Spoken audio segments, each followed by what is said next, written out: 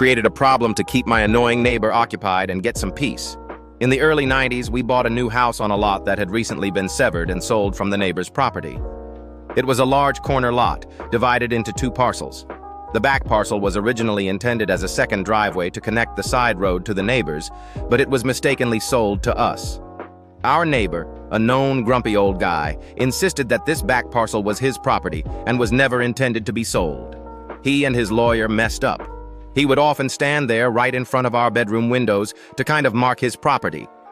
Trying to have a reasonable conversation with him was impossible. I repeatedly told him that I had the deed and that the property line wasn't going to change.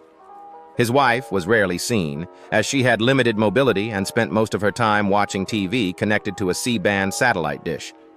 At the time, I was working in wireless and had access to test equipment. To find a way to keep the neighbor occupied and hopefully give us some peace, I decided to generate interference that would jam his satellite signal. I set it up on a timer, so their signal would cut out 10 minutes before the hour and come back 10 minutes after. This meant they would consistently miss the beginnings and ends of their TV programs. This definitely kept him busy trying to figure out what was wrong. He even called out technicians, but of course the issue never occurred when they were there. I could often hear his frustrated outbursts, and I imagine his wife was adding to the pressure. After a few weeks of this, I walked over to him while he was fiddling with the dish and casually mentioned that I worked in wireless and had some knowledge of satellite communications, and maybe I could have a look. He was immediately interested, so I climbed up the ladder, pretended to adjust something, gave him some technical-sounding nonsense about what I had found, and then told him it was fixed.